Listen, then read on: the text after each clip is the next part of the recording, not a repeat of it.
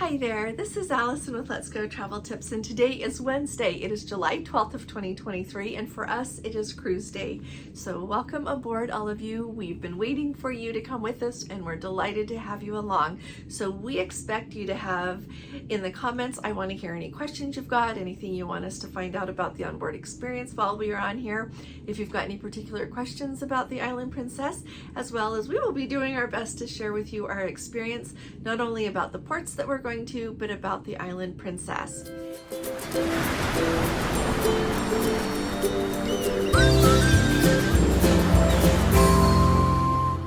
So as you watch this video, would you please go ahead and hit the subscribe button right now and give us a thumbs up. We really appreciate your support, and we need your support, and we need to have you with us in our Let's Go family. Also, if you do Facebook, come and join us over on Facebook because we have an amazing community there. Anything you need to know about cruising, you can ask the question there and get the answer, as well as share your wonderful experiences with the rest of us. So thank you very much for your support. Now, before I get into our embarkation and everything, how that went in Copenhagen this morning, and some things since we have been on board, I want to first talk to you about some information that we have gotten from one of our Let's Go family members who just returned from the Sapphire Princess, and they disembarked in Anchorage. Now, this is really important if you're going to be going through Anchorage this year. First of all, they took a disembarkation tour. If you have never cruised with Princess, and I know other cruise lines have them as well, they will have excursions at the end of the cruise that you can take, especially if your flight is not until later in the day. Or if you're going to stay in town but you want to take that excursion, you can do that. And then at the end of the excursion, they'll drop you off at the airport and you can head to wherever you want to go. Or if you're taking a flight, you will be able to get off there. Now, be aware that on some excursions like this, your luggage is going to be with you just in the under part of the bus there. It stays with the group, and then when you arrive at the airport, you get your luggage. Well, in Anchorage with the Sapphire Princess, the way that they are doing it is Princess is taking people on the excursion, but they are transporting the luggage directly to the airport, and they are holding it there until the people booked on the excursions return and claim the luggage. So here's a really important thing to know. First of all, apparently there are a couple of different excursions. One of them is to stop off when you leave the ship, and then on your way back to Anchorage, you are supposed to stop and see things. That's the one they did, and said that it was really not that great. There was really not that much to see. Definitely not worth your time and money. But they do know people. They spoke with people that did the excursion, that they took them straight from the ship into Anchorage, and then people could see the city in Anchorage. And that one people really enjoyed, that there was a lot to see and do. So heads up about that. And then a really important thing to know is that when they got back, so their flight was not until 8 o'clock at night, which is not unusual. Anchorage is a smaller airport. They don't run a million flights a day there. And so with that knowledge that their flight was not until 8, they got done with that excursion and back to the airport at 1 o'clock. When they arrived there, the Princess rep said, here, take your luggage out of storage and you can go over to the airlines and get it checked in now, even though your flight is not until later tonight. So everyone, like she said, like 40 people got all of their luggage out of the storage where Princess had it stored there at the airport, went over to check it in, and nope, none of those gates open until 2 hours. The check-in gates do not open until 2 hours before your flight's going to depart. So then everybody has their luggage, and so they tried to give it back to the Princess rep. They said, nope, once you've taken it, you can't give it back. So that happened. And then apparently you can go down by baggage claim, if I understand correctly, and you can have your luggage stored for like $50. So some people did that, and then took a taxi and went into Anchorage and did some sightseeing. Some people just stayed there at the airport and waited with their luggage until it was time for their flight. So usually at airports, those of you that have traveled much will know that there is a window that you have to be within to check in your luggage for a flight. Usually it's wider than just 2 hours, but that's how it is in Anchorage. So be aware of that, and also be aware, like I said, that she said the excursion was really good to go into Anchorage, and you could stay there all day if you wanted. They could have come back to the airport at 6 o'clock in the evening and then just checked their bags and gotten on their flight at 8 o'clock like they had planned. So be aware of that. And the other thing she said they later learned from some other people is that when that bus dropped them off at the airport, it was going on into Anchorage, and some people stayed on board and just got off in Anchorage and did some sightseeing. So really ask about that, because they're not always forthcoming. Really interesting thing is she said that they bumped into the Princess rep later that day in the airport as they were waiting around with their luggage and said, hey, you should make it more clear to people that they can't check in their luggage so soon, so that they don't spend the whole day just waiting with their luggage here in the airport. And she said it wasn't really nice. So be aware when you're going that that is how things are running in Anchorage. So yeah, go prepared with that. And especially if your flight is not until later, get that excursion just to downtown Anchorage and enjoy your day, because you can even taxi back. It's not a big deal. Anchorage is the part where the town is and to where the airport is not that far.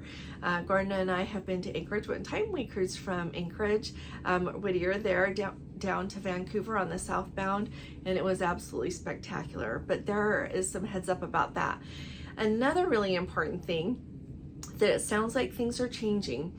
So we are all familiar with club class dining, which they are now calling reserve dining. If you're not familiar with it, if you are staying in a club class mini suite or a reserve collection mini suite, I just keep forgetting and calling them club class because it was that way for so long. If you're staying in the reserve collection mini suite or in a suite, you get to dine in the reserve section of the dining room, the main dining room there.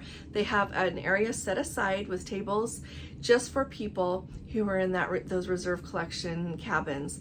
When you do that, it has always been that you could not invite anyone else to come and dine with you.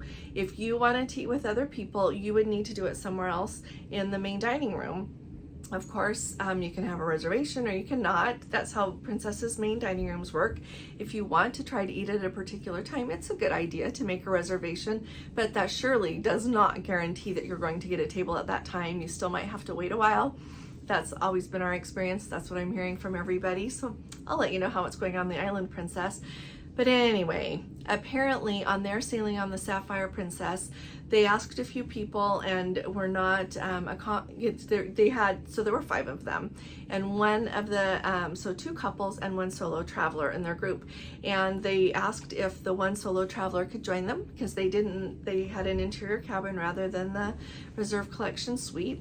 And so they would say, well, no, or yes, if you have the reservation right, and they never could get a reservation, all of these rules. On the last night, she spoke with the maitre d' and said, oh no, you can invite someone, you just have to pay $30. And so all of you let us know. Have you been able to invite anyone to join you to dine in the reserve collection for $30? I think that's brand new. That would be brand new. It'll be interesting to see how that works on the new Sun Princess when she comes online, because on the Sun Princess there is a whole reserve dining room for people in that kind of dining situation. So it's going, like I said, it's going to be really fun to see what they allow and what they don't. When I think of celebrity, like when you think of like Luminee, for the retreat people, they will let you invite someone there, but you have to pay for it. And for like the Restaurant Blue, though, you can't invite anybody because it is small enough and intimate enough that they always want to be able to accommodate people without a reservation. They don't want to make people wait, and so you can't invite anyone to dine with you there. So it'll just be interesting to see how things shape up on the new Sun Princess. But definitely share your experience on the regular ships that we've got so that we all know what to expect, and especially when people are traveling with someone who is not in one of those reserve mini suites or suites. So that's an update. Another update that we have got for you, and I really am not surprised by this at all. So on the Sapphire Princess, they had an embarkation time. There showed 10:30 right up until just a day or two before they went, and then the embarkation times vanished. For our cruise here on the Island Princess, we never had an embarkation time. I am hearing from some people lately that 60 days out. They just recently, when it was 60 days out, very recently, they were able to get an embarkation time. But I've also heard of other sailings on other ships that have not had an embarkation time lately. So my guess is that Princesses may be going to do away with embarkation times. And so I will let you know when I hear more about that, but it surely seems like that's the direction they're going. So if you are going to go get on a cruise and you don't have an embarkation time, be aware that of a couple of things. First of all, I know a lot of people think, like, for example, today Our sail away time is officially 8 p.m. This morning, we decided in Polar Online for our cruise, it says that the transfers are going to start around 10 a.m. So we arrived at the airport there in Copenhagen this morning just after 10 and walked over, got checked in, and we left the Copenhagen airport maybe like 10:30. They took us out to a bus outside, and then we waited for another 15 or 20 minutes, and then they took us out to the port here. So we were here and on the ship by, like 11:30-ish. Was it at 11:30 left? Yeah, right at about 11:30.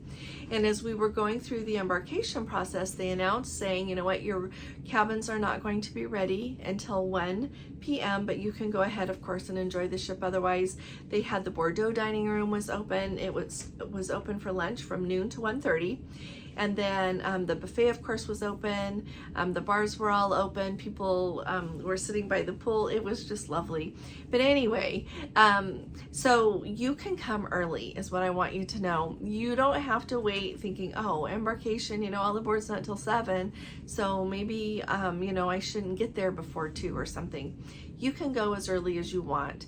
If you get there early, like I wouldn't go before 10, truthfully, because you are probably going to have to just wait then. Depends on the sailing.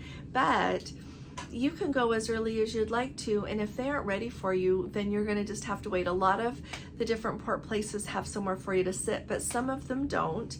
And so if you want to be guaranteed to not have to wait for a really long time, then I would say maybe go like at 11:30.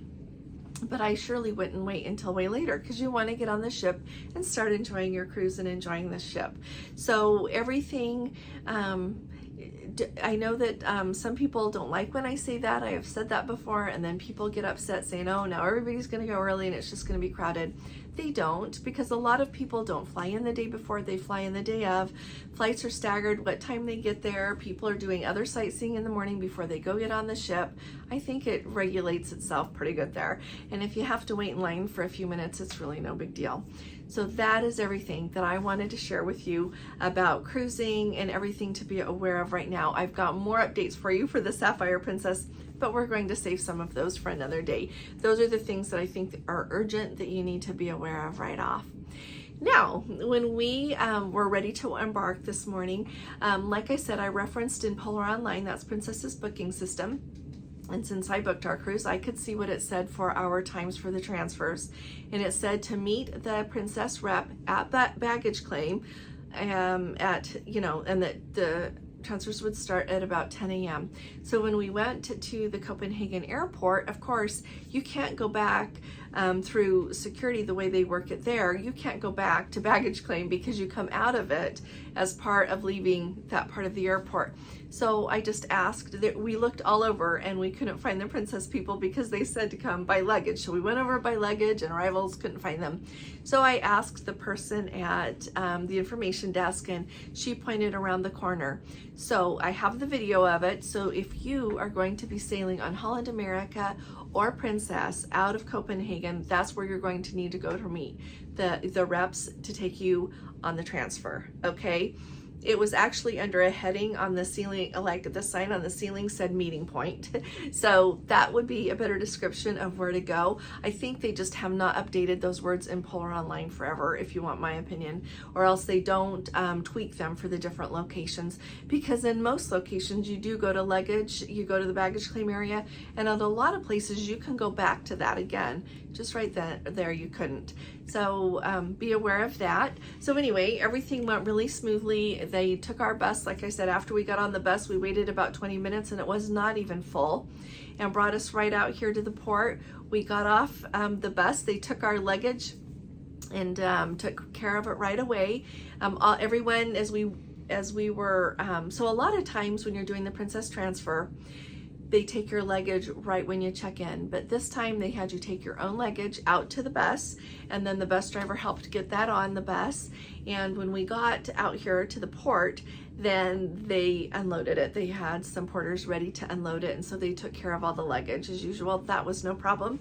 And we went and checked right in. Right when you came in, nobody cared about that QR code, which made me really happy, because for the last 2 days my app has just spun and it will show that I'm green laned, but that little the little screen thing that says that you know your QR code, your cabin number, your name and everything, it would not come up. So when we got there, nobody wanted to see the QR code.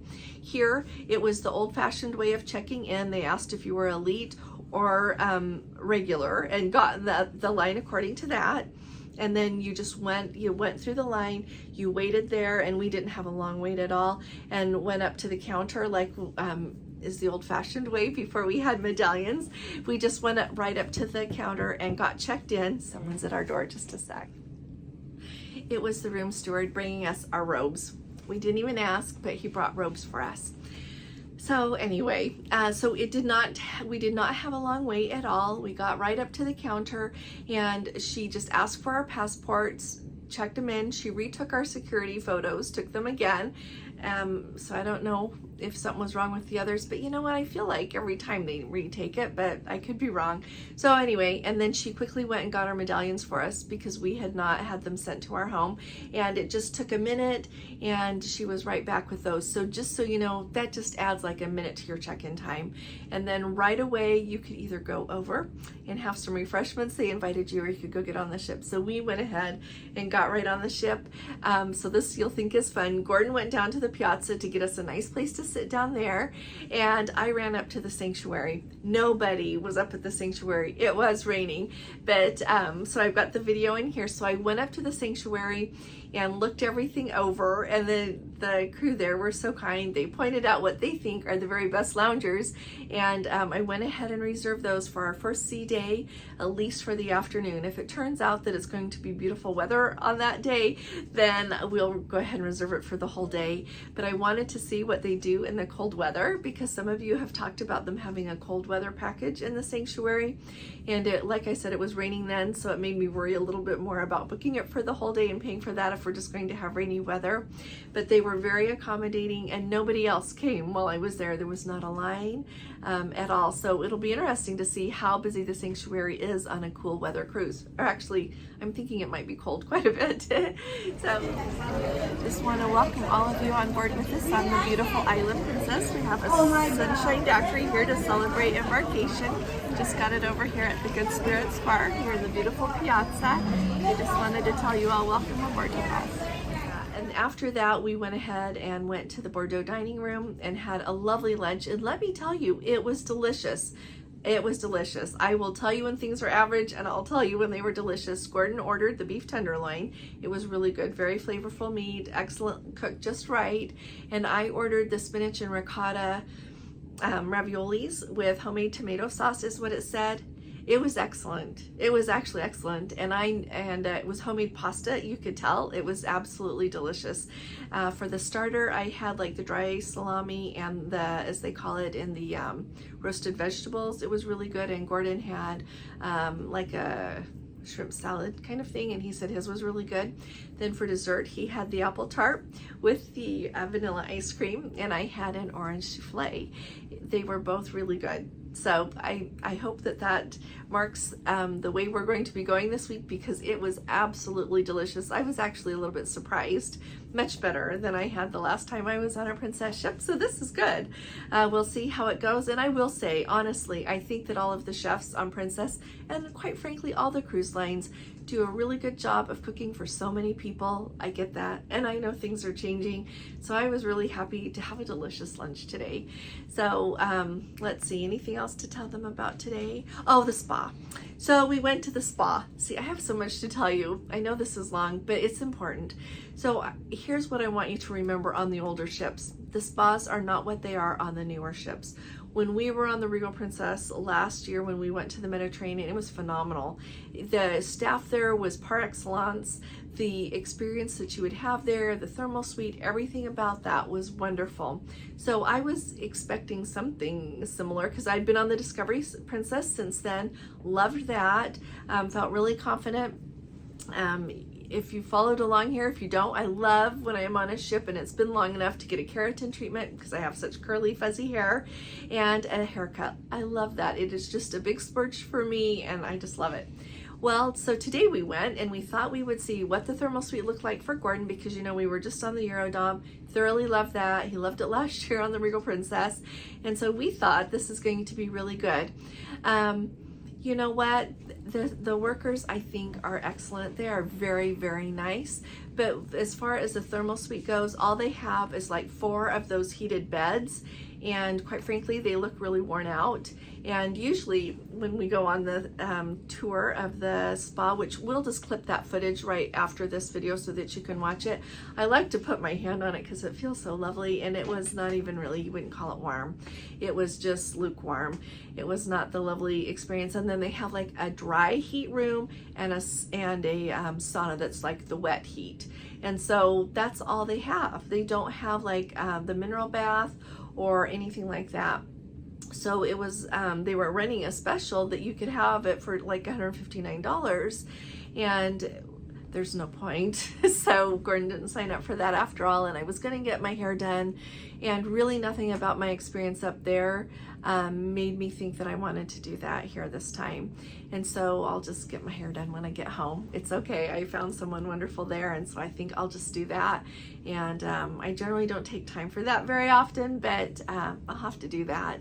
So I just wanted to bring you up to date. We are really excited. All of the crew members here are excellent. They have been so kind. When we got here, our mini bar was not set up, and so we asked our room steward about it because you're supposed to have that as elite, and he's like, oh, they're just running behind because they're so busy. And sure enough, the guy came from room service to set it up, and we let them know that since we don't drink alcohol, I would just like to have Diet Coke instead. So they brought us for a 14-day cruise. They switched out our mini bar for 20 cans of Diet Coke. So that was really nice. I did go ahead and get the drink package on this trip, and so I'm going to let you know if I think it's worth it or not. I did not get the Plus or Premier since we don't drink alcohol, but I did get the soda package. So with the gratuities, it's like $17.69 per day. Gordon didn't get it because he does not drink those fancy drinks like I do. But I asked for a sunshine daiquiri right when we got on board as a special thing, like you saw in the opening there, and they don't know how to make a sunshine daiquiri. But I mean, it was okay, but it wasn't a sunshine daiquiri. And I went to wait in line for a while for Diet Coke and kind of gave up. And we tried a virgin pina colada, and they need to order their pina colada mix from wherever Holland America orders theirs. There's the tip of the day. So I'll let you know if I think it's worth it or not, and kind of keep you up to date as that goes. Because Gordon bought the Wi-Fi package, because on my app I could not get it to come up for half off. Even though I'm elite and he's platinum, he could get it to come up for half off. So he bought it for 4 devices, and we'll just use it so that we can do our work and things we need to do. But when you think of how much that costs, and then how much the gratuities are, and the fact that we don't, he doesn't even want a drink package, it's much more economical for me to just buy a drink package. So that's everything that I wanted to tell you about today. And like I said, ask me your questions. We'll think of more things to tell you about, and I'll be talking to you all again really soon. You all take really good care. God bless you. Love you. Bye-bye.